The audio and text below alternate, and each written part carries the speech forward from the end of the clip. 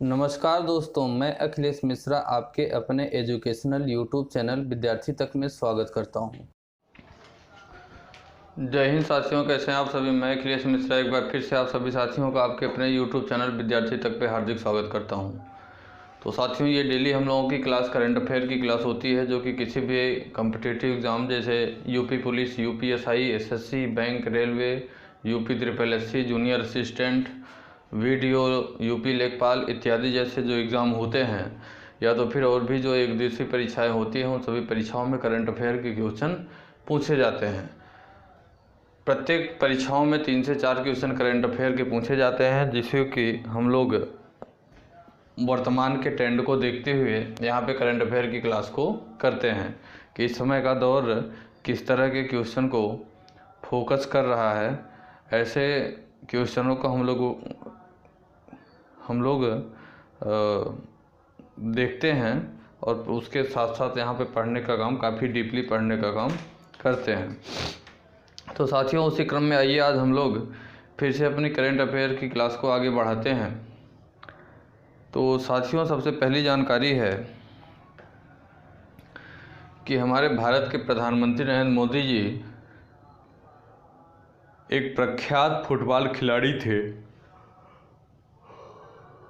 कौन?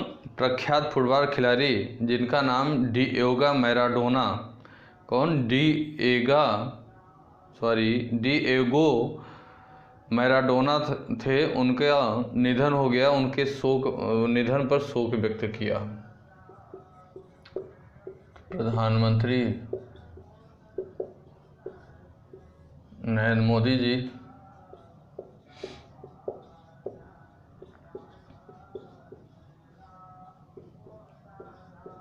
प्रधानमंत्री नरेंद्र मोदी जी प्रख्यात फुटबॉल खिलाड़ी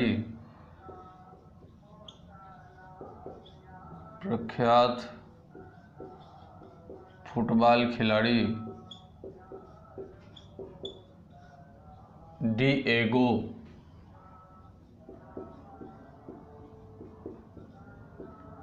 मैराडोना के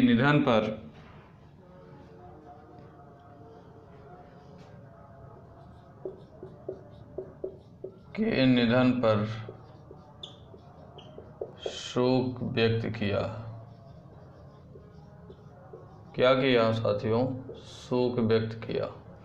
हमारे भारत के प्रधानमंत्री नरेंद्र मोदी जी प्रख्यात फुटबॉल खिलाड़ी थे जिनका नाम डिएगो मैराडोना था। क्या था? डिएगो मैराडोना था। उनके निधन पर शोक व्यक्त किया। साथियों, ये जो महान खिलाड़ी डिएगो मैराडोना थे, इनके निधन की बात करें तो 60 साल की उम्र में इनका निधन हुआ है। कब? 60 वर्ष की अवस्था में इनका निधन हुआ है। साथियों, हम आपको बताएं कि इसी महीने की शुरुआत में अगर बात करें, इसी नवंबर की शुरुआत में ही दिमाग में क्लॉटिंग के लिए उनका एक ऑपरेशन भी हुआ था। उनके दिमाग में क्लॉटिंग हो गई थी, उसी के लिए उनका ऑपरेशन भी हुआ था इसी महीने में। और इनके बारे में बताएं साथियों, तो इन्हें शराब की लत भी लग गई थी। एल्कोहल डिपेंडेंसी भी हो गया था, अर्थात शराब की लत भी इन्हें लग गई थी। साथियों, मैराडोना जी जो थे, ये 1982 में विश्व कप फुटबॉल से सबसे पहले चर्चा में आए थे। मैराडोना जी 1982 में विश्व कप फुटबॉल से सबसे पहले चर्चा में आए थे। 1982 में जो विश्व कप फुटबॉल का हुआ था, उसी में चर्चा में आए थे। साथियों, यह विश्व कप स्पेन में खेला गया था। जो 1982 का इस विश्व कप था फुटबॉल का, जब ये चर्चा में आए थे, 1982 का फुटबॉल विश्व कप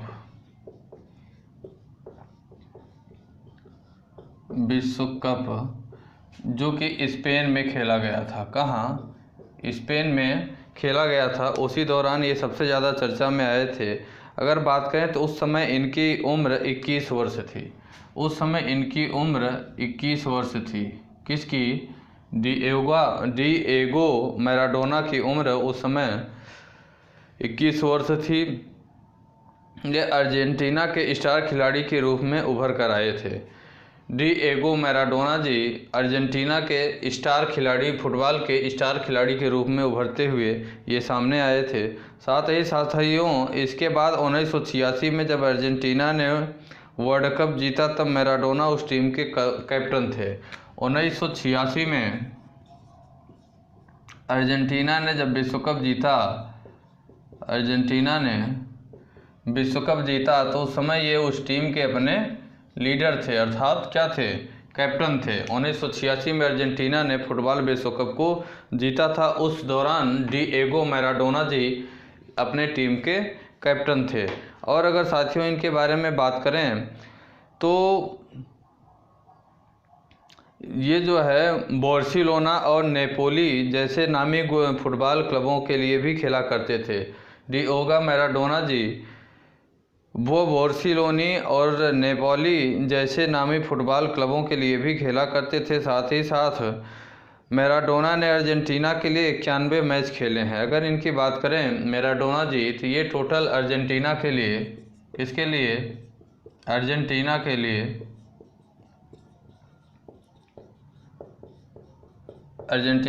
91 मैच ये खेले हैं। कितने?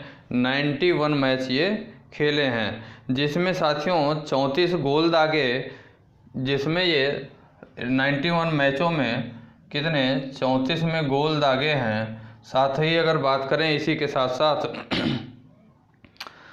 तो ये 4 विश्व कप में अर्जेंटीना का प्रतिनिधित्व भी किए हैं। 4 विश्व कप भी इन्होंने अपने टीम को जिताया, अर्जेंटीना को 4 विश्व कप भी जिताया। साथ ही साथ 34 में ये गोल भी किए थे। ठीक साथियों, और जब ये 4 विश्व कप जिताए तो उस दौरान ये अपने टीम के कैप्टन भी थे। क्या थे? कैप्टन थे। साथ ही साथ साथियों और अगर बात करें इनके बारे में तो इन्हें कोकीन की लत भी लग गई थी। कोकीन की लत भी, ये अपने करियर के दूसरे मैच में मैराडोना कोकीन की लत का शिकार हो गए थे। साल 1991 में वो ड्रग्स टेस्ट के लिए पॉजिटिव भी पाए गए थे। ड्रग्स की इन्हें लत लग गई थी, ड्रग्स के ये आदी हो गए थे, जिसके लिए पॉजिटिव पाए गए थे। इसी के कारण इन्हें 15 महीने के लिए खेल में प्रतिबंध भी कर दिया था। ड्रग्स की लत लग जाने के कारण जिसकी जो है रिपोर्ट इनकी पॉजिटिव आ गई थी, जब इसका जो है टेस्ट हुआ था तो इसमें रिपोर्ट इनकी जो है पॉजिटिव आने के कारण इन्हें 15 महीने के लिए मैचों में खेलने से प्रतिबंध भी लगा दिया गया था। कितना?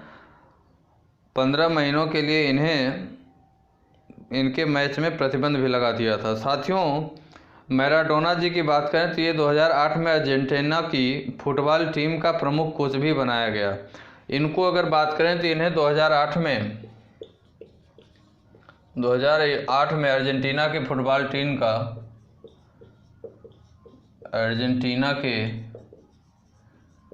फुटबॉल टीम का कोच भी बनाया गया। क्या बनाया गया? कोच बनाया गया। ठीक साथियों, कब? 2008 में इन्हें जो है फुटबॉल टीम का कोच भी बनाया गया। साथ ही साथ 2010 में यह पद को अपने छोड़ दिया जब विश्व कप के क्वार्टर फाइनल में जर्मनी में अर्जेंटीना की टीम को हरा दिया था। जर्मनी ने अर्जेंटीना को 2010 में क्वार्टर फाइनल में हरा दिया था। उसी दौरान ये अपने पद को छोड़ दिए थे। ठीक साथियों, ये कुछ महत्वपूर्ण जानकारी थी किसके बारे में? एक महान प्रख्यात फुटबॉल खिलाड़ी थे डिएगो मैराडोना, जिनका अभी हाल ही में निधन हो गया। क्या हो गया? अभी हाल ही में साथियों निधन हो गया इनका। 2008 में ये अपने अर्जेंटीना टीम के कोच भी थे। ठीक साथियों, कब थे? 2008 में अपने अर्जेंटीना टीम के कोच भी थे साथियों ये। अगली बात करें साथियों तो हमारे केंद्रीय मंत्री कौन? केंद्रीय कृषि एवं किसान कल्याण मंत्री श्री नरेंद्र सिंह तोमर जी ने 26 नवंबर को ये फुटबॉल खिलाड़ी डिएगो मैराडोना के बारे में हम लोग जानकारी इकट्ठा की। अगली जानकारी देखते हैं हम लोग।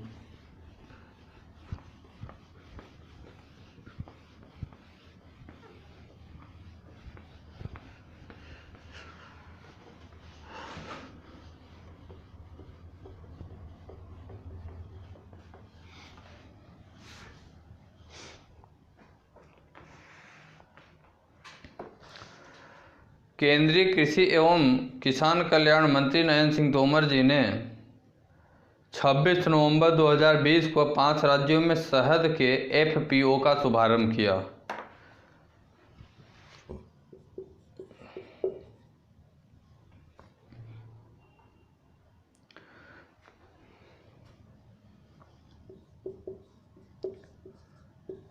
केंद्रीय कृषि एवं किसान कल्याण मंत्री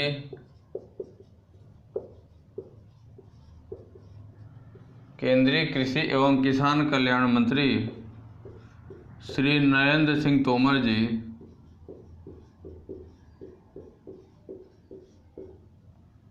श्री नरेंद्र सिंह तोमर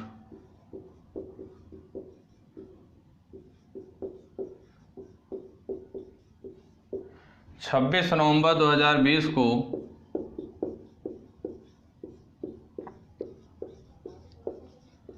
26 नवंबर 2020 को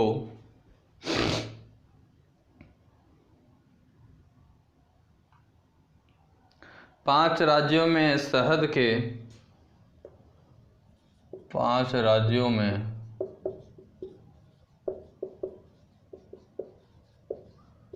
शहद के 26 नवंबर 2020 को 5 राज्यों में शहद के एफपीओ का शुभारंभ किया। किसका? एफपीओ का शुभारंभ किया।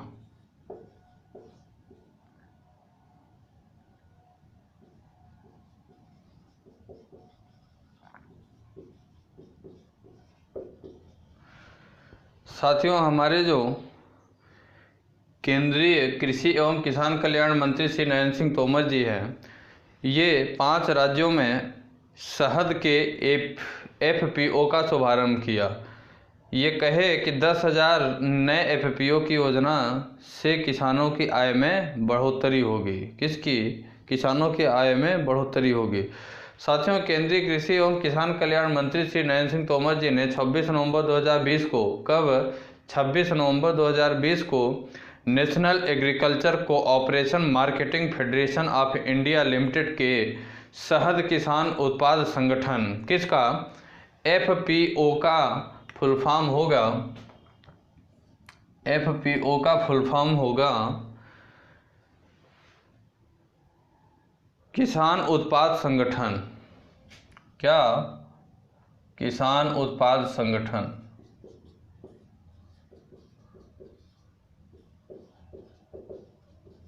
किसान उत्पाद संगठन। क्या? किसान उत्पाद संगठन 26 नवंबर को national agriculture cooperation marketing federation of India limited के शहद किसान उत्पाद संगठन कार्यक्रम का उद्घाटन किया। ठीक, कार्यक्रम का उद्घाटन किया। साथियों, इस उद्घाटन कार्यक्रम का ऑनलाइन माध्यम से आयोजित किया। ये जो उद्घाटन कार्यक्रम था, यह वर्चुअल माध्यम से अर्थात ऑनलाइन माध्यम से आयोजित किया गया इस कार्यक्रम को। साथ ही साथ साथियों, देश के विभिन्न हिस्सों से नए शहद किसान उत्पाद संगठन किसानों और एफपीओ ने भाग लिया। और अगर बात करें साथियों, नरेंद्र सिंह तोमर ने 10,000 एफपीओ बनाने की केंद्र सरकार की योजना के अंतर्गत 5 राज्यों के मुख्यमंत्री पालकों शहद संग्राहकों के 5 किसान उत्पाद संगठन का शुभारंभ गुरुवार को किया। जो ये 5 राज्य हैं साथियों, इसके अंतर्गत अगर बात करें तो पहला है जो मध्य प्रदेश के मुरैना में, मध्य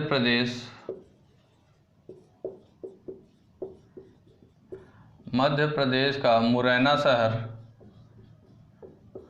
और अगर दूसरी की बात करें तो दूसरा है पश्चिम बंगाल में सुंदरवन।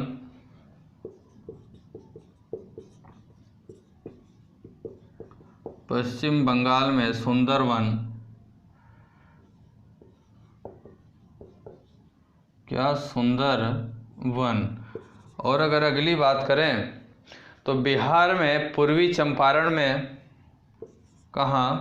बिहार में पूर्वी चंपारण में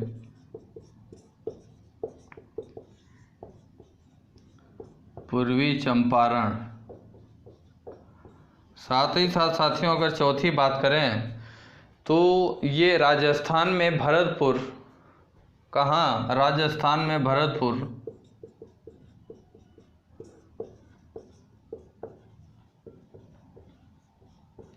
तथा उत्तर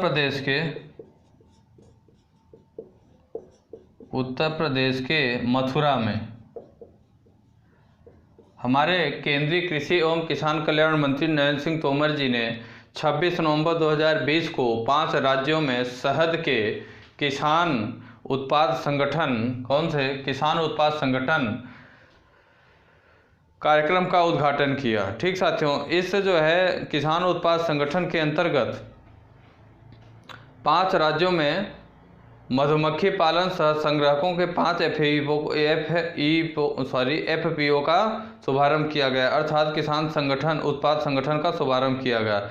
यह साथियों जो किसान उत्पाद संगठन है यह 5 राज्यों में, जो कि पहला मध्य प्रदेश के मुरैना में किया गया, दूसरा पश्चिम बंगाल के सुंदरवन में किया गया, तीसरा बिहार के पूर्वी चंपारण में किया गया, चौथा राजस्थान के भरतपुर में किया गया, साथ ही साथ 5वां उत्तर प्रदेश के मथुरा में इसका शुभारंभ किया गया। साथियों अगर बात करें तो यह सभी जो है किसान उत्पाद संगठन जो हैं यह नाफेड के सहयोग से बने हैं। किसके? नाफेड। नाफेड की अगर बात करें तो नाफेड का मतलब है नेशनल एग्रीकल्चर कोऑपरेशन। क्या है? National agriculture cooperation.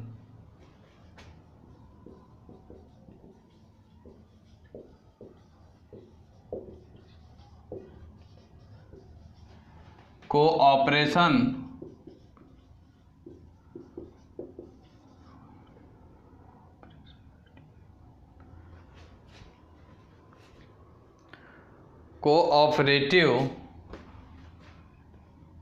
कोऑपरेशन नहीं साथियों, cooperative national agriculture cooperative marketing federation of India.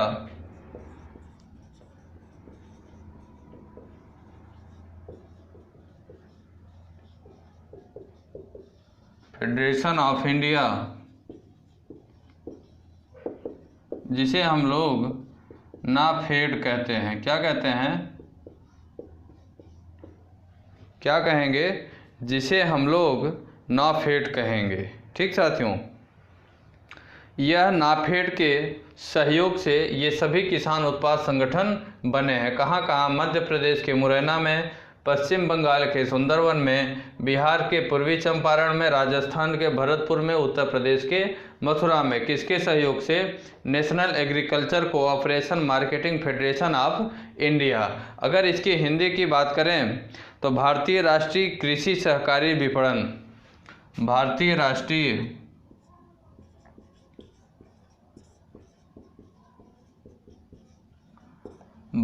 राष्ट्रीय कृषि सहकारी, भारतीय राष्ट्रीय कृषि सहकारी विपणन संघ।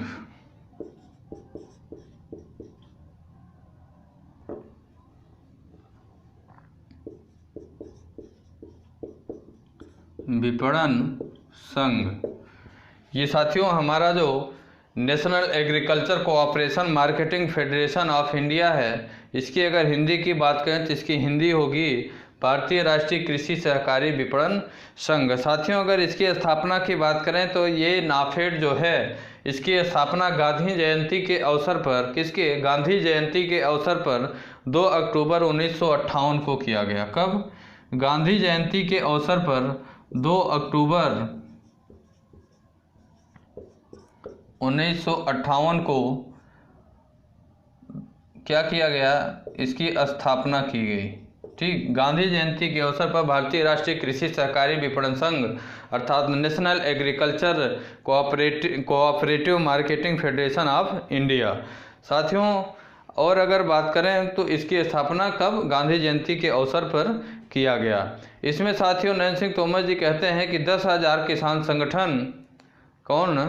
10,000 किसान उत्पाद संगठन जो है बनाने की योजना को सफल के लिए कृषि मंत्रालय ने बहुत ही अच्छी तैयारी कर ली है। इससे किसानों को क्या होगा साथियों? लाभ होगा। 60,000 क्विंटल शहद सीधे उपभोक्ताओं तक पहुंचेगा, इनका ऐसा मानना है। किसका? हमारे केंद्रीय कृषि एवं किसान कल्याण मंत्री नरेंद्र सिंह तोमर जी कहते हैं। साथियों, भारत सरकार की योजना के अंतर्गत इन 5 नए किसान उत्पाद संगठन से जुड़े लगभग 500 गाँव में 4 से 5 हजार शहद उत्पादक को इस परियोजना से सीधा लाभ पहुंचेगा। कितने? 4 से 5 हजार शहद उत्पादकों को। शहद उत्पादकों द्वारा निकाला जाने वाला 60,000 क्विंटल शहद अब उनके स्वयं के द्वारा ही प्रोसेस करके नॉफेड की मदद से उपभोक्ताओं तक पहुंचाया जाएगा, जिससे इनकी आय भी बढ़ेगी। साथियों, जो किसान उत्पाद संगठन के सदस्य संगठन के रूप में अपनी गतिविधियों का प्रबंध कर सकेंगे, ताकि प्रौद्योगिकी, निवेश, वित्त और बाजार तक बेहतर पहुंच हो सके। नाफेड अपनी संबद्ध संस्था Indian society of agri business professionals, कौन सी? नाफेड की जो संबंध एक संस्था है जिसका नाम है Indian society of agri business professions के द्वारा मधुमक्खी पालकों के नए किसान उत्पाद संगठन बना रहा है। नया किसान उत्पाद संगठन क्या कर रहा है? बना रहा है। ठीक साथियों, ये हम लोग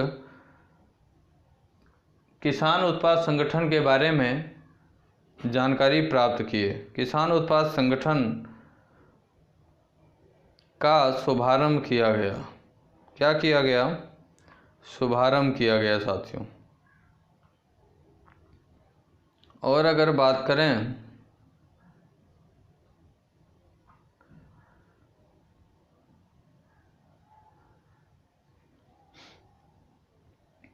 अगली जानकारी की ओर अगर बात करें साथियों, तो अगली जानकारी है कि किस फिल्म को ऑस्कर के लिए भारत की आधिकारिक प्रविष्टि के तौर पर चुना गया है। इसे हम साफ करते हैं, आप लोग नोट कर लिए होंगे।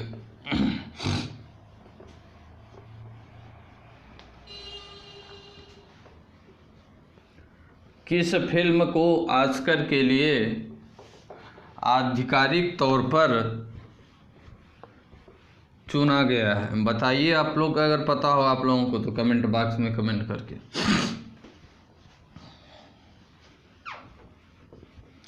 अच्छे बेहतरीन इम्पोर्टेंट करंट अफेयर के क्वेश्चन यहाँ आप लोगों को कराए जाते हैं, जो कि एग्ज़ाम के पॉइंट ऑफ व्यू से काफ़ी क्या हैं? महत्वपूर्ण हैं।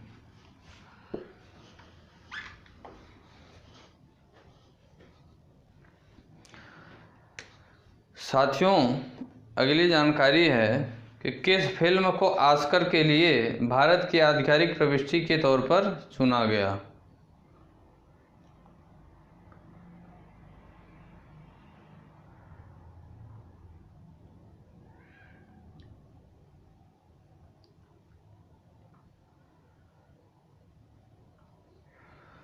जल्लीकट्टी फिल्म है साथियों। कौन सी? जल्लीकट्टू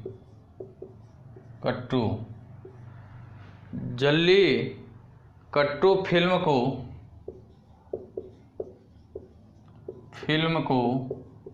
ऑस्कर के लिए भारत की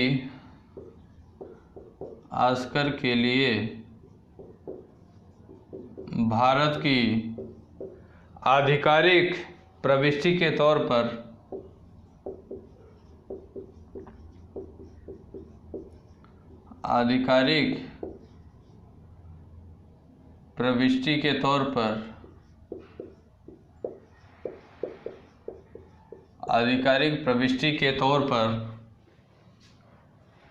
चुना गया है। साथियों, फिल्म है जल्लीकट्टू, जिसे ऑस्कर के लिए भारत की आधिकारिक प्रविष्टि के तौर पर चुना गया। किसके लिए? ऑस्कर के लिए भारत की आधिकारिक प्रविष्टि के तौर पर चुना गया है। साथियों, यह जो जल्लीकट्टू फिल्म है यह मलयालम फिल्म है। कैसी फिल्म है? जल्लीकट्टू साथियों, यह मलयालम की फिल्म है। कैसी फिल्म है? मलयालम की फिल्म है। जल्लीकट्टी को विदेशी भाषा की फिल्म श्रेणी में विदेशी भाषा की फिल्म श्रेणी में ऑस्कर के लिए भारत की आधिकारिक प्रविष्टि के तौर पर चुना गया है। साथियों, लिजो जोस पेलिसरी द्वारा निर्देशित यह जो फिल्म है, इस फिल्म के निर्देशक की अगर बात करें तो यह फिल्म लिजो जोस पेलिसरी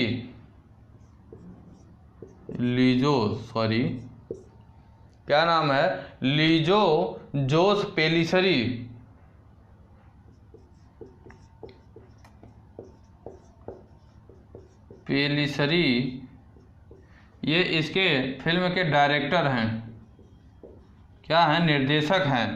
ये जो फिल्म जल्लीकट्टी है, जल्लीकट्टी फिल्म जो है, जो कि मलयालम फिल्म है, इसके निर्देशक लिजो जोस पेलिसरी जी इसके निर्देशक हैं। यह फिल्म एक बैल के इर्द गिर्द घूमती है। यह फिल्म जो है, यह फिल्म एक बैल के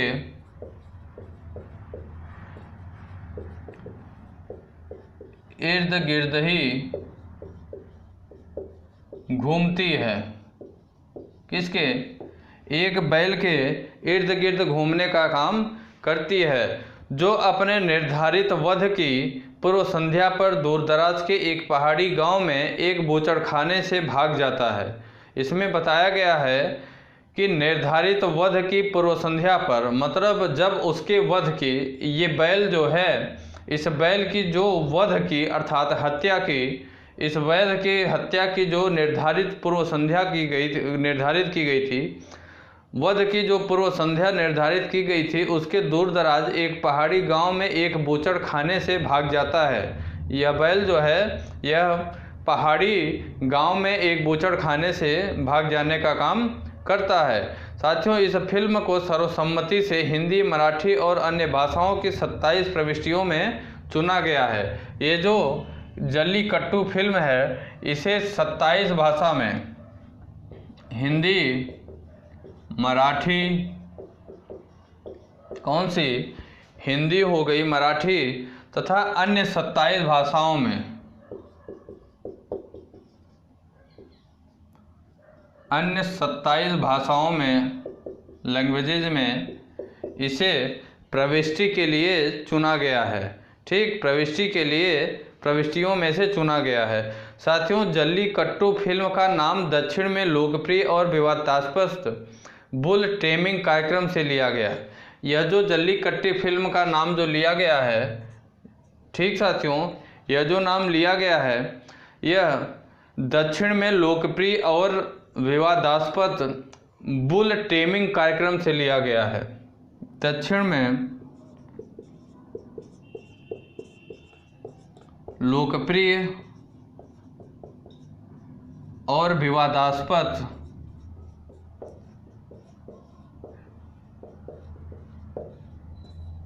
बुल, क्या हुआ, बुल टेमिंग कार्यक्रम, बुल टेमिंग कार्यक्रम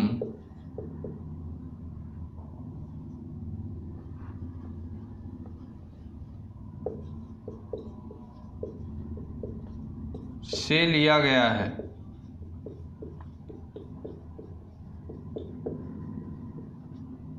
कहाँ से लिया गया साथियों?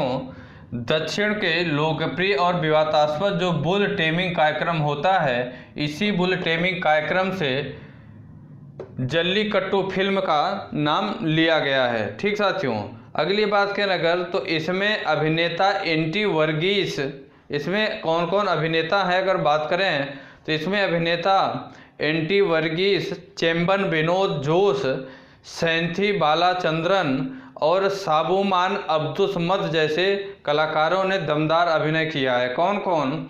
एंटी वर्गीस, चेम्बन विनोद जोश, सैंथी बालाचंद्रन और साबुमान अब्दुसमद जैसे कलाकारों ने इस फिल्म जल्लीकट्टू में अपना अपना दमदार अभिनय दिखाया है।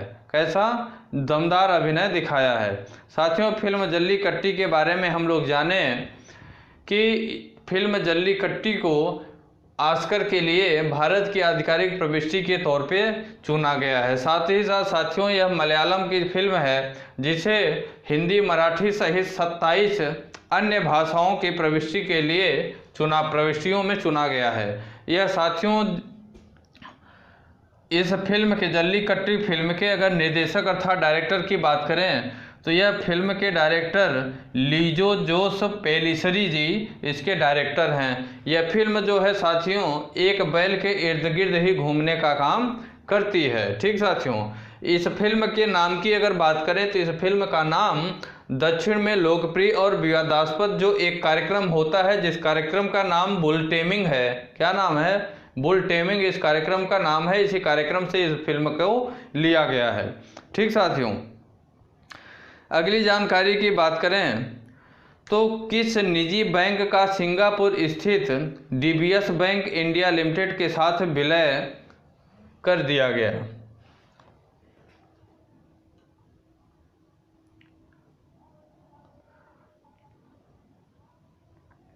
इस फिल्म के नाम की बात करें साथियों तो इस फिल्म का नाम है लक्ष्मी विलास बैंक। कौन सी? लक्ष्मी विलास बैंक। लक्ष्मी विलास बैंक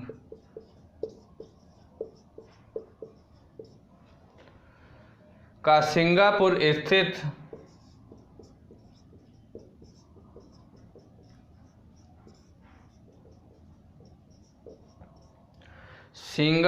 स्थित डीबीएस बैंक इंडिया लिमिटेड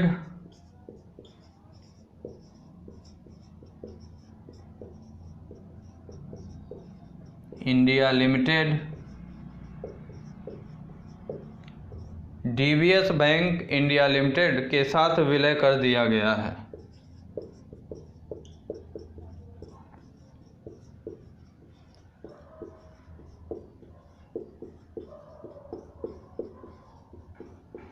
किसके साथ विलय कर दिया गया साथियों? डीबीएस बैंक इंडिया लिमिटेड के साथ विलय कर दिया गया। डीबीएस बैंक इंडिया लिमिटेड के साथ विलय किया गया। साथियों लक्ष्मी विलास बैंक जो कि सिंगापुर स्थित है, लक्ष्मी विलास बैंक सिंगापुर स्थित डीबीएस बैंक इंडिया लिमिटेड के साथ विलय कर दिया गया। बात करें साथियों तो लक्ष्मी विलास बैंक लिमिटेड एक भारतीय निजी क्षेत्र का एक बैंक था। किसका? यह जो लक्ष्मी विलास बैंक था यह भारतीय निजी क्षेत्र का एक बैंक था, जिसे वर्ष 1926 में करूर तमिलनाडु में स्थापित किया गया था। लक्ष्मी विलास बैंक को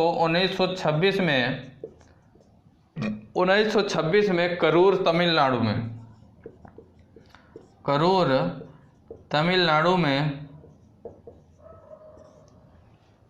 स्थापित किया गया था। साथियों 25 नवंबर 2020 को प्रधानमंत्री नरेंद्र मोदी की अध्यक्षता में 25 नवंबर 2020 को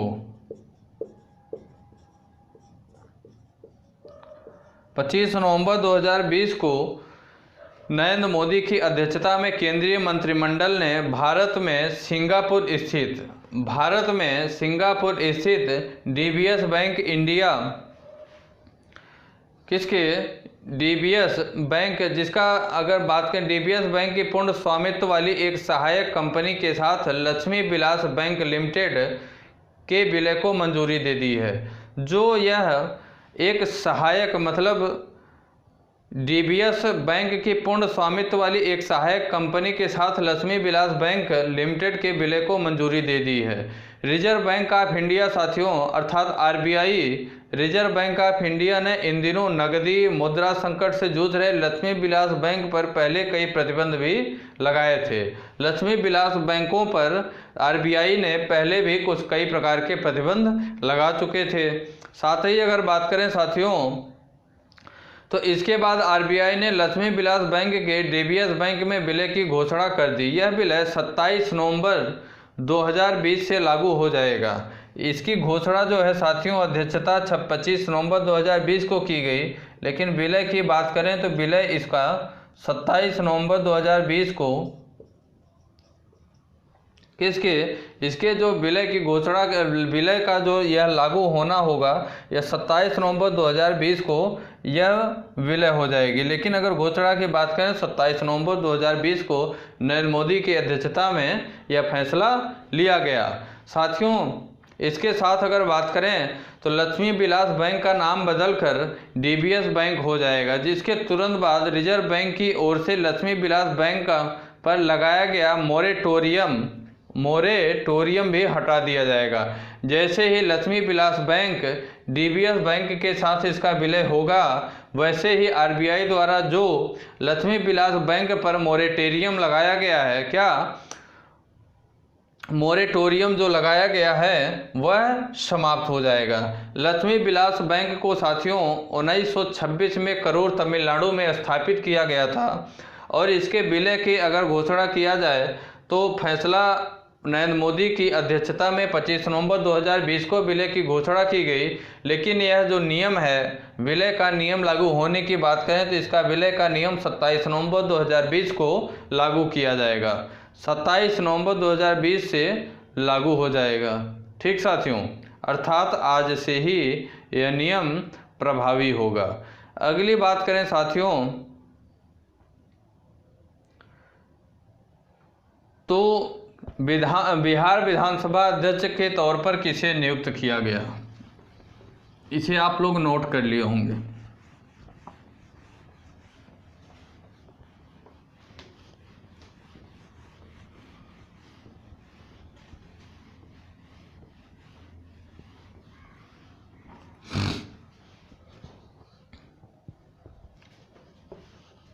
अगली बात करें अगर साथियों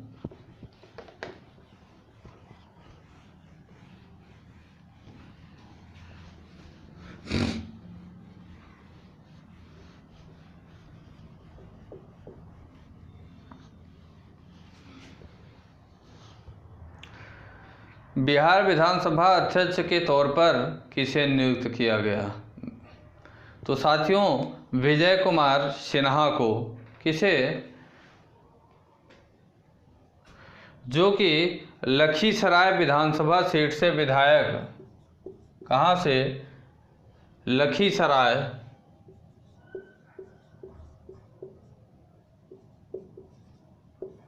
विधानसभा सीट से विधायक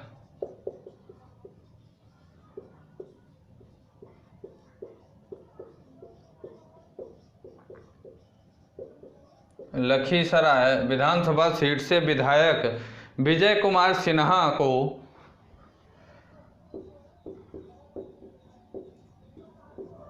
विजय कुमार सिन्हा को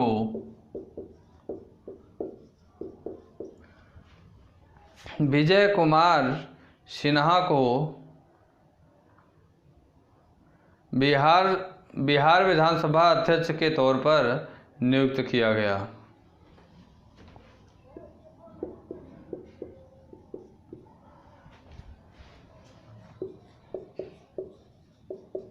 विधानसभा अध्यक्ष के रूप में नियुक्त किया गया।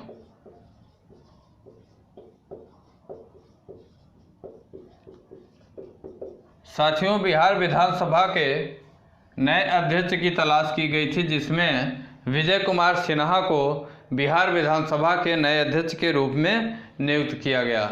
विजय कुमार सिन्हा जी की बात करें साथियों तो ये बिहार के लखीसराय, कहाँ? बिहार के लखीसराय विधानसभा सीट से विधायक हैं। ठीक साथियों, अगली बात करें अगर साथियों इसी में तो उन्होंने महागठबंधन के प्रत्याशी अवध बिहारी को 12 वोटों के अंतर से हराया है। महागठबंधन के जो प्रत्याशी थे अवध बिहारी जी, उनको 12 वोटों के अंतर से इन्होंने हराया, बहुत ज़्यादा अंतर नहीं था।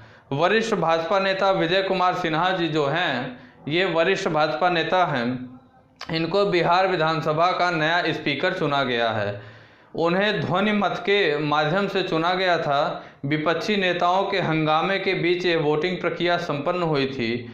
इस वोटिंग प्रक्रिया में कुल 240 विधानसभा सदस्य शामिल हुए थे। बिहार प्रोटेम स्पीकर जीतन राम मांझी ने इस चुनाव परिणाम की घोषणा की। विजय कुमार सिन्हा को कुल 126 वोट मिले। विजय कुमार सिन्हा को अगर बात करें तो विजय कुमार सिन्हा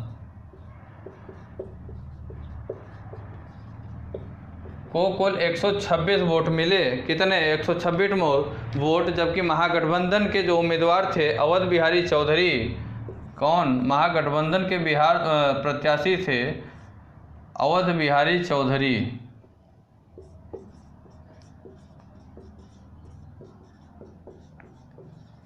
ये महागठबंधन के प्रत्याशी थे, इन्हें 114 वोट प्राप्त हुए। अवध बिहारी चौधरी को 114 वोट प्राप्त हुए। विजय कुमार सिन्हा 14 वर्ष के हैं और ये कर्मठ समाज सेवी भी हैं।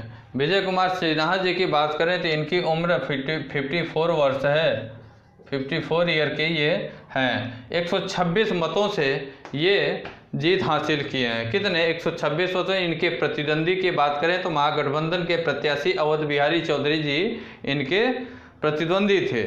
ठीक साथियों, ये हम लोग अवध बिहारी सिन्हा जो कि विधानसभा अध्यक्ष के रूप में नियुक्त किए गए हैं, इनकी चर्चा हम लोग किए। अगली बात है साथियों कि किस राज्य ने जबरन धर्मांतरण के खिलाफ एक अध्यादेश पारित किया है? कौन सा? जबरन धर्म हस्तांतरण के लिए एक अध्यादेश पारित किया है।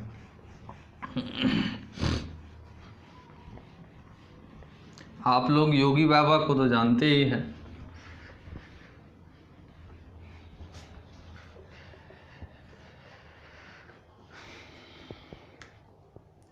तो साथियों, उत्तर प्रदेश राज्य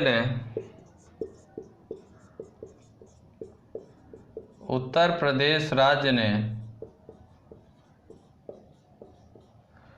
जबरन धर्मांतरण के लिए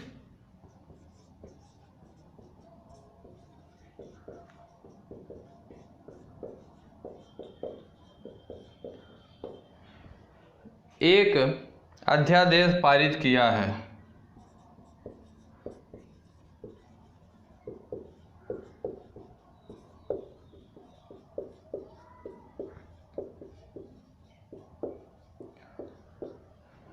उत्तर प्रदेश राज्य ने साथियों जबरन धर्मांतरण के लिए, किसके लिए? जबरन धर्मांतरण के लिए एक अध्यादेश पारित किया। यह साथियों उत्तर प्रदेश राज्य की कैबिनेट ने 24 नवंबर 2020 को पारित किया। कब?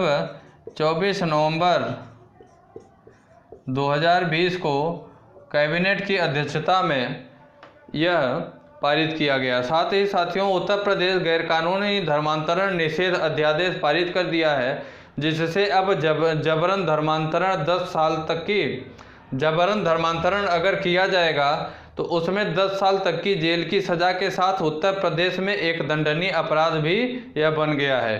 साथियों बात करें अगर तो यह अध्यादेश जो है यह धर्मांतरण को एक गैर जमानती अपराध बनाता है। यह जो अध्यादेश लाया गया है उत्तर प्रदेश सरकार द्वारा, तो इसमें जबरन अगर धर्मांतरण किया जाता है तो यह एक गैर जमानती अपराध माना जाएगा, जिसके लिए 1 से 10 साल तक के कारावास और 15,000 रुपये से लेकर 50,000 रुपये तक के जुर्माना का प्रावधान किया गया है। किसका प्रावधान? 1 से 10 साल तक का कारावास, साथ ही साथ 15,000 से लेकर 50,000 रुपये तक के जुर्माने का प्रावधान किया जाता है। यह अध्यादेश धर्मांतरण के लिए, इसमें हम आपको बता दें साथियों कि इसमें अगर सज़ा की बात किया जाए तो इसके अंतर्गत 1 से 10 वर्ष तक की सज़ा, 10 वर्ष तक का कारावास और 15,000 से लेकर 50,000 रुपये तक का 50,000 रुपये तक का 50,000 रुपये तक के जुर्माने की बात करता है। जुर्माने का प्रावधान किया गया है।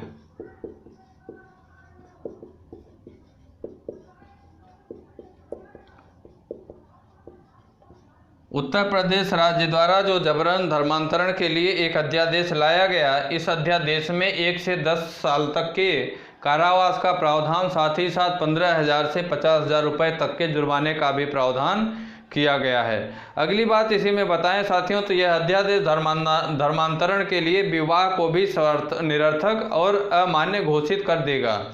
यह जो अध्यादेश है, यह अध्यादेश जो है, यह धर्मांतरण के लिए जो विवाह हुआ है यह भी निरर्थक होगा, साथ ही साथ उसे अमान्य घोषित कर देगा। लेकिन अगर कोई व्यक्ति स्वेच्छा से विवाह के लिए अपना धर्म परिवर्तित करना चाहता है तो उसे संबंधित जिला मजिस्ट्रेट को अग्रिम रूप से 2 महीने का नोटिस देना होगा। अगर कोई स्वेच्छापूर्वक कोई बालक या बालिका, महिला या पुरुष स्वेच्छापूर्वक धर्म परिवर्तन करना चाहता है, विवाह के लिए अपना धर्म परिवर्तन करना चाहता है, तो उसे संबंधित जिला मजिस्ट्रेट में, मतलब जहां का वो रहने वाला है वहां अपने संबंधित जिला मजिस्ट्रेट को अग्रिम रूप से अर्थात 2 महीने पहले से नोटिस देना होगा कि मैं स्वेच्छापूर्वक विवाह के लिए धर्मांतरण या धर्म परिवर्तन करना चाहता या चाहती हूँ। ठीक, स्वेच्छा से अपने विवाह के लिए धर्म परिवर्तन करना चाहता या चाहती हूँ। ठीक साथियों, ये हम लोग बात किए किसकी, जबरन धर्मांतरण की बात किए। अगली बात है साथियों कि किस देश के प्रधानमंत्री को नोबेल शांति पुरस्कार 2021 के लिए नामित किया गया। किसके लिए, तो साथियों इजराइल के प्रधानमंत्री को 2021 के नोबेल शांति पुरस्कार के लिए नामित किया गया। इजराइल के प्रधानमंत्री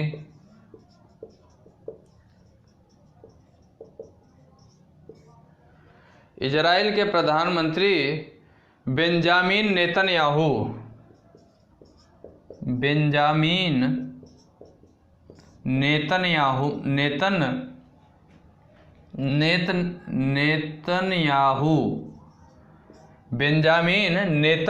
को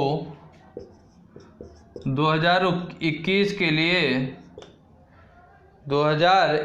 के लिए नोबेल शांति पुरस्कार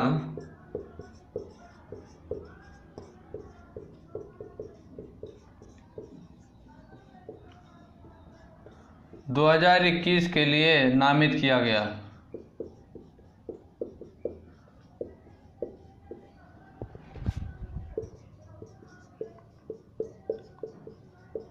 साथियों इजराइल के जो प्रधानमंत्री हैं बेंजामिन, क्या नाम है, बेंजामिन नेतन्याहू को नोबेल शांति पुरस्कार 2021 के लिए नामित किया गया।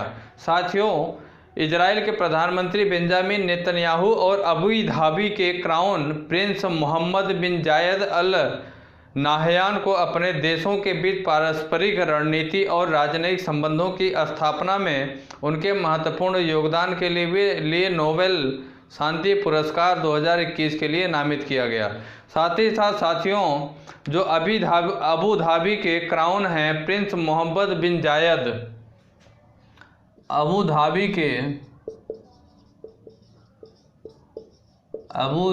के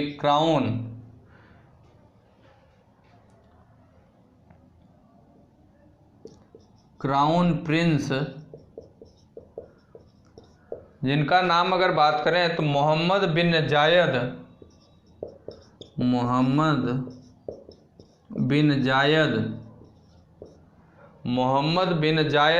अल नाहयान,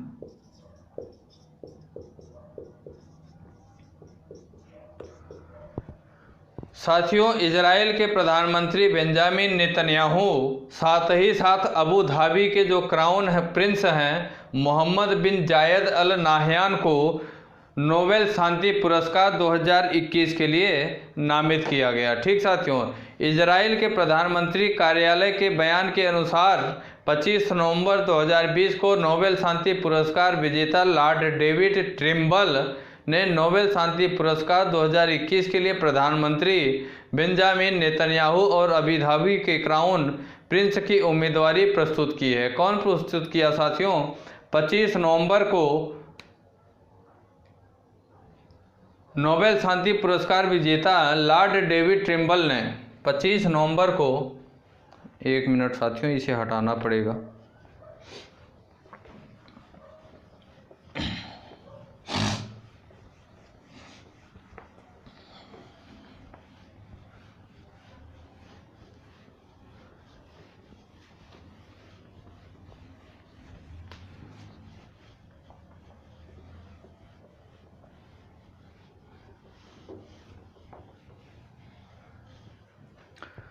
यह जो आधिकारिक घोषणा की गई साथियों, यह आधिकारिक घोषणा नोबेल शांति पुरस्कार विजेता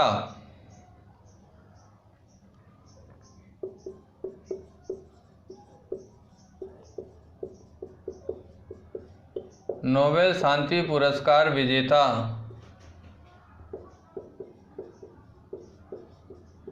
क्या नाम है उनका? Lord David Trimble. Lord David Trimble ने 25 नवंबर 2020 को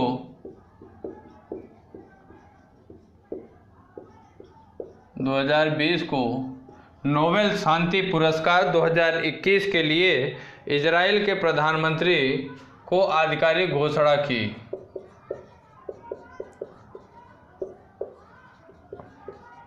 आधिकारिक घोषणा की साथियों, नोबेल शांति पुरस्कार विजेता लॉर्ड डेविड ट्रिम्बल ने 25 नवंबर 2020 को नोबेल शांति पुरस्कार 2021 के लिए इजराइल के प्रधानमंत्री बेंजामिन नेतन्याहू और साथ ही साथ अबू धाबी के क्राउन प्रिंस मोहम्मद बिन जायद अल नाहयान को नोबेल शांति पुरस्कार 2020 के लिए नामित किया गया। किसके लिए? नोबेल शांति पुरस्कार 2020 के लिए नामित किया गया। अगली बात करें साथियों, तो उत्तरी आयरलैंड के पूर्व मंत्री लॉर्ड डेविड ट्रिम्बल ने वर्ष 1998 में नोबेल शांति पुरस्कार जीता था। ये जो लॉर्ड डेविड ट्रिम्बल जी हैं, यह अगर बात करें तो उत्तरी आयरलैंड के पूर्व मंत्री हैं। उत्तरी आयरलैंड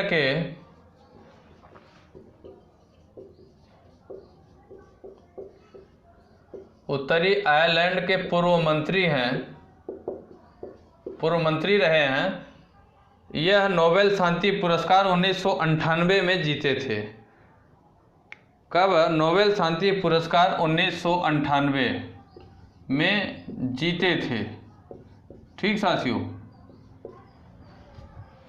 लॉर्ड डेविड ट्रिम्बल जी उत्तरी आयरलैंड के पूर्व मंत्री रहे हैं, जो कि 1998 में नोबेल शांति पुरस्कार को जीता था। उन्होंने दूसरों को इस शांति पुरस्कार के लिए नामित करने का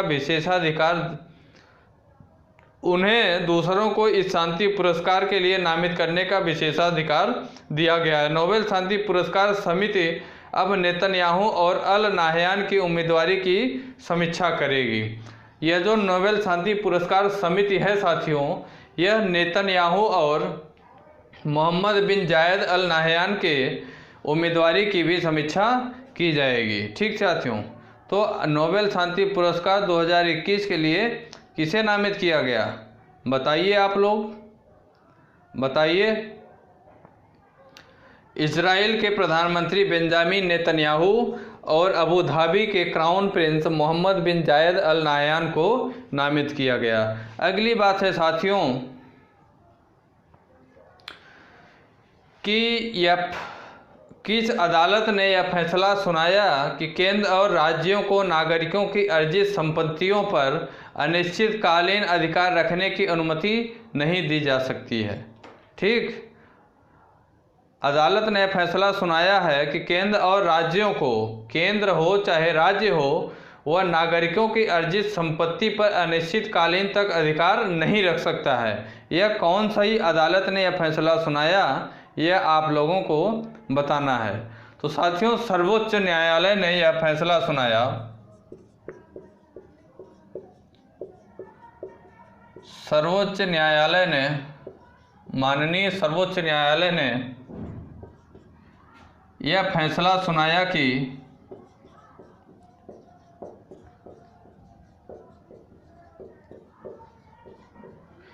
केंद्र या राज्य सरकार को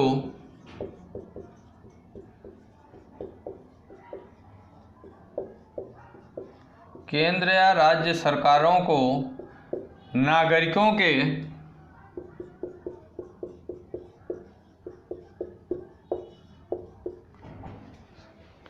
किसके नागरिकों से जो संपत्ति अधिग्रहित की गई है, नागरिकों के संपत्ति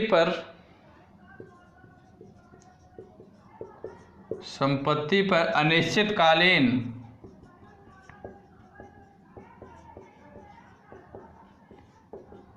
क्या हुआ, अनिश्चितकालीन अधिकार करने की अनुमति नहीं है। फैसला यह सुनाया कि केंद्र या राज्य सरकारों को नागरिकों की संपत्ति पर अनिश्चितकालीन अधिकार करने की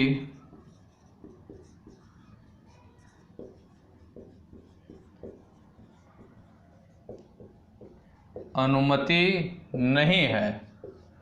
साथियों, हमारा माननीय सर्वोच्च न्यायालय ने यह बताया कि केंद्र हो चाहे राज्य की सरकारें हों, कौन हो, केंद्र हो चाहे राज्य की सरकारें हों, उनको नागरिकों द्वारा जो संपत्ति अधिग्रहित की गई है, नागरिकों द्वारा जो संपत्ति अधिग्रहित की गई है, इस संपत्ति पर अनिश्चितकालीन अर्थात हमेशा हमेशा के लिए अधिकार आपका नहीं रहेगा। इसके लिए सर्वोच्च न्यायालय अनुमति नहीं देता।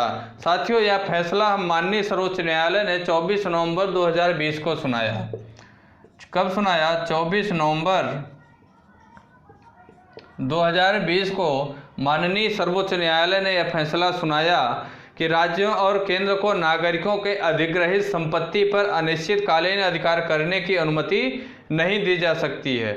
यह भू संपत्ति का एक ऐसा मामला है, माननीय सर्वोच्च न्यायालय ने स्पष्टीकरण दिया कि यह भू संपत्ति का एक ऐसा मामला है जिस जमीन को केंद्र द्वारा वर्ष 1964 में मुआवजा तय करके रक्षा उद्देश्यों के लिए अधिग्रहित किया गया था। यह जो मामला है, यह केंद्र सरकार द्वारा 1964 में, कब? 1964 में मुआवजा तय करके रक्षा उद्देश्यों के लिए अधिग्रहित किया गया था। यह मामला 2 बार कर्नाटक हाई कोर्ट में गया और हाई कोर्ट ने हालांकि केंद्र के खिलाफ अपना फैसला सुनाते हुए यह कहा कि सरकार के दावों में कोई सत्यता नहीं है, फिर भी जमीन के वास्तविक मालिक को यह जमीन सौंपने से इनकार कर दिया क्योंकि यह जमीन केंद्र द्वारा रक्षा उद्देश्यों के लिए इस्तेमाल की जा रही थी। अब सर्वोच्च न्यायालय ने केंद्र को 3 महीने के भीतर बेंगलुरु में 2 एकड़ और 8 गुंठा की जमीन उसके वास्तविक मालिक को सौंपने का निर्देश दिया है। कितना? 3 महीने के अंदर बेंगलुरु में 2 एकड़ और 2 गुंठा की जमीन उसके वास्तविक मालिक को सौंपने का निर्देश दिया है। कौन? माननीय सर्वोच्च न्यायालय ने। ठीक साथियों, यह अपना फैसला 24 नवंबर 2020 को माननीय सर्वोच्च न्यायालय ने सुनाया कि केंद्र हो चाहे राज्य हो, वह नागरिकों द्वारा अधिग्रहित की गई जो संपत्ति है या जमीन है, वह से अनिश्चितकालीन तक के लिए अधिग्रहित नहीं किया जा सकता। कब तक के लिए? अनिश्चितकालीन तक के लिए। अगली बात करें साथियों, तो अंतर्राष्ट्रीय क्रिकेट परिषद के नए स्वतंत्र अध्यक्ष के तौर पर किसे नियुक्त किया गया?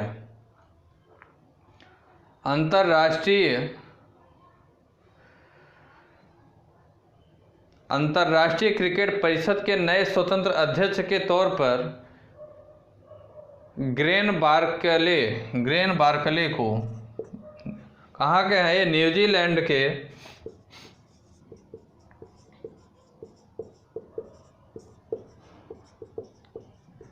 ग्रेन बार्कले को, न्यूजीलैंड के ग्रेन बार्कले को अंतर्राष्ट्रीय क्रिकेट परिषद के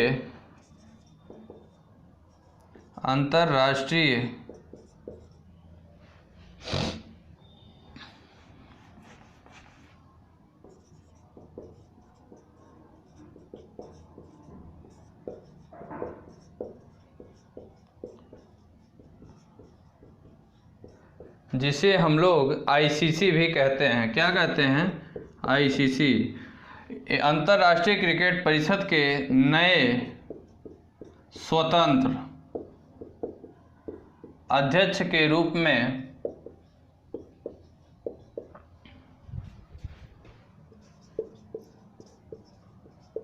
नियुक्त किया गया।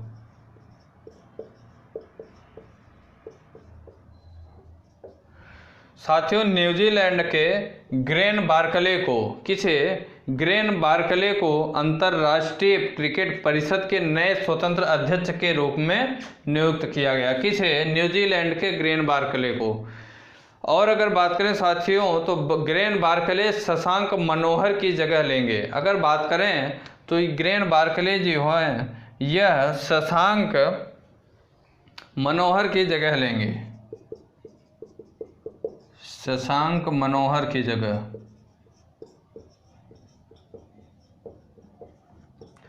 जो ये ग्रेन बार्कले न्यूजीलैंड के हैं, जिन्हें अंतर्राष्ट्रीय क्रिकेट परिषद के नए स्वतंत्र अध्यक्ष के रूप में नियुक्त किया जा रहा है, ये शशांक मनोहर की जगह लेंगे। साथियों, जिन्होंने वर्ष 2020 में अपना पद छोड़ा था।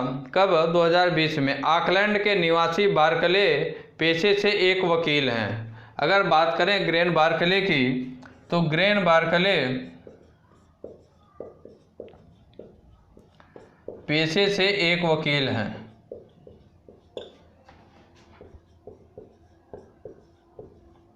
लॉयर हैं, पेशे से एक वकील हैं। साथ ही साथ साथियों, वर्ष 2012 में ग्रेन बार्कले न्यूजीलैंड क्रिकेट के डायरेक्टर भी हैं। 2012 से न्यूजीलैंड क्रिकेट के डायरेक्टर भी हैं। कब से? 2012 से। ग्रेन बार्कले की बात करें तो ये 2012 से न्यूजीलैंड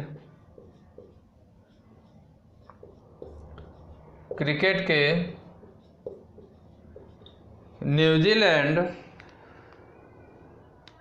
के डायरेक्टर भी हैं। ग्रेन बार्कले जी 2012 से न्यूजीलैंड क्रिकेट के डायरेक्टर भी हैं। साथ ही साथ साथियों, आईसीसी का अध्यक्ष पद संभालने के लिए उन्हें अपना मौजूदा पद छोड़ना होगा। जो ये 2012 से न्यूजीलैंड के डायरेक्टर हैं, इन्हें अपना मौजूदा पद छोड़ना पड़ेगा अगर ये अंतर्राष्ट्रीय क्रिकेट परिषद के नए स्वतंत्र के रूप में शपथ लेते हैं, या तो शपथ क्या मतलब अपने आप को नियुक्त करेंगे, पद संभालेंगे अगर, तो इन्हें अपना मौजूदा पद छोड़ना पड़ेगा। साथियों, पूर्व में ये नादर्न डिस्ट्रिक्ट क्रिकेट एसोसिएशन के बोर्ड मेंबर और चेयरमैन का पद भी संभाले थे। अगर बात करें ग्रेन बार्कले जी की, तो ये इससे पहले northern district cricket association, district cricket association board के बोर्ड मेंबर और चेयरमैन का पद भी इन्होंने संभाला। साथियों, ग्रेन बार्कले को आईसीसी चुनावों के दूसरे राउंड में कुल 11 वोट मिले और वे अपने प्रतिद्वंदी इमरान ख्वाजा से आगे रहे। अगर बात करें ग्रेन बार्कले जी की, तो ग्रेन बार्कले के प्रतिद्वंदी ग्रेन बार्कले को टोटल 11 मत प्राप्त हुए और इनके प्रतिद्वंदी जो थे उनका नाम इमरान ख्वाजा था। इमरान ख्वाजा जुलाई 2020 में शशांक मनोहर के आईसीसी के अध्यक्ष पद से इस्तीफा देने के बाद आईसीसी के अंतरिम अध्यक्ष भी थे। ये जो इमरान ख्वाजा जी थे, जब 2020 में शशांक मनोहर जी ने आईसीसी से अर्थात अंतर्राष्ट्रीय क्रिकेट परिषद से जब ये अपने पद को इस्तीफा दे दिए थे, तो इसके बाद जो है इमरान ख्वाजा जी ही आईसीसी अर्थात अंतर्राष्ट्रीय क्रिकेट परिषद के अंतरिम अध्यक्ष नियुक्त किए गए थे। ठीक साथियों, अगली जानकारी है साथियों। अगली जानकारी की बात करें तो आप लोग बताइए कि संविधान दिवस कब मनाया जाता है? क्या संविधान दिवस कब मनाया जाता है? जो कि अभी कल ही मनाया गया। कब? 26 कल ही मनाया गया। अब आप बताइए कि संविधान दिवस कब मनाया जाता है? संविधान दिवस कब मनाया जाता है? अभी कल ही मनाया गया, आप बताइए। तो साथियों, 26 नवंबर 2020 को संविधान दिवस को मनाया गया। 26 नवंबर 2020 को देश भर में संविधान दिवस के रूप में मनाया गया। साथियों, अगर बात करें तो इस दिन राष्ट्रीय कानून दिवस के तौर पर भी जाना जाता है। हमारा जो 26 नवंबर है इसे संविधान दिवस के रूप में तो जाना ही जाना जाता है, साथ ही साथ इसे राष्ट्रीय कानून दिवस के रूप में भी जाना जाता है। अगली बात करें साथियों तो यह दिन हमें भारत में संविधान को अपनाने की याद दिलाता है। 26 नवंबर को ही हमारे संविधान को अपनाया गया था। साथ ही साथ साथियों, संविधान सभा ने औपचारिक रूप से 26 नवंबर 1949 को भारत के संविधान को अपनाया था। कब? 26 नवंबर 1949 को औपचारिक रूप से भारतीय संविधान को अपना लिया गया था। कौन? संविधान सभा ने। साथियों, भारत की संविधान सभा के सदस्यों को भारत का संविधान पूरी तरह से तैयार करने में कुल 2 वर्ष 11 माह और 18 दिन का समय लगा था। भारत का संविधान बात करें अगर तो पूरी तरीके से जो तैयार करने में समय लगा उसे 2 वर्ष 11 माह 18 दिन का टाइम लगा। हमारा भारतीय संविधान 26 नवंबर 1949 को संपन्न हुआ था। भारत गणराज्य में यह संविधान 26 जनवरी 1950 को लागू हुआ। कब? अगर बात करें तो भारत में भारतीय संविधान को 26 जनवरी 1950 से लागू किया गया। हाथ से लिखे गए यह जो हमारा भारतीय संविधान है इसे हाथ से लिखा गया। इस मूल संविधान पर 24 जनवरी 1950 को संविधान सभा के 284 सदस्यों ने हस्ताक्षर भी किया था। कब? 24 जनवरी 1950 को संविधान सभा के 284 सदस्यों ने इस पर हस्ताक्षर किया, जिसके बाद 26 जनवरी 1950 को यह लागू हुआ। साथियों, जो यह 284 सदस्य थे, इन सब 284 सदस्यों में अगर बात करें तो 15 महिलाएं शामिल थी। कितनी? 15 महिलाएं शामिल थी। हमारा भारतीय संविधान 25 भाग 448 अनुच्छेद और 12 अनुसूचियों में बटा हुआ है। हमारा जो वर्तमान का भारतीय संविधान है यह 25 भागों में बटा हुआ है। 448 इसमें अनुच्छेद हैं तथा 12 अनुसूचियां हैं। कितनी? 12 अनुसूचियां हैं। यह अब तक दुनिया का सबसे बड़ा लिखित संविधान माना जाता है। हमारा जो भारत का संविधान है यह भारत का संविधान दुनिया का सबसे बड़ा लिखित संविधान माना जाता है। ठीक साथियों, तो 26 नवंबर को प्रत्येक 26 नवंबर को हम संविधान दिवस के रूप में या तो राष्ट्रीय कानून दिवस के रूप में भी जानने का काम करते हैं। तो साथियों, हम लोग आज कुछ महत्वपूर्ण करंट अफेयर को करने का काम किए। महत्वपूर्ण करंट अफेयर को हम लोग किए जो कि किसी भी कम्पिटिटिव एग्जाम में आने के 3 से 4 क्वेश्चन 100% आने के चांस रहते हैं। तो आप लोग सारे करंट अफेयर को अच्छे से लिखा करिए, अपनी कॉपी में नोटबुक में नोट डाउन किया करिए और साथ ही साथ इसको रिवीजन भी आप लोग किया करिए। और क्लास कैसी लगी ये प्रतिक्रिया अपनी आप कमेंट बॉक्स में जाके ज़रूर दीजिएगा कि क्लास आप लोगों को कैसी लगी।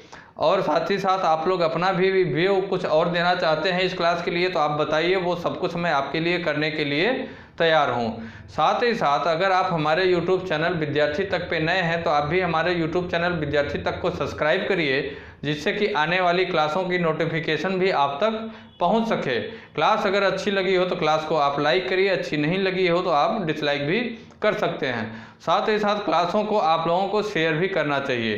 क्लासों को अगर आप लोग शेयर करते हैं तो ये क्लासें और भी ऐसे विद्यार्थियों तक पहुंचेगी जिसे विद्यार्थी तक यूट्यूब चैनल की आवश्यकता है। इस विद्यार्थी तक यूट्यूब चैनल के प्लेटफॉर्म से और भी जो प्रतियोगी परीक्षाओं की तैयारी करने वाले विद्यार्थी हैं वो भी जुड़ सकेंगे और वो भी कुछ लाभ प्राप्त कर सकेंगे। तो आप लोगों को क्लासों को शेयर भी करना चाहिए। ठीक है, क्लास को यहीं से ओवर करते हैं साथियों। जय हिंद, जय भारत। दोस्तों, अगर आप हमारे YouTube चैनल विद्यार्थी तक पे नए हैं तो लाइक करें, सब्सक्राइब करें और बेल आइकन को दबाना ना भूलें। धन्यवाद।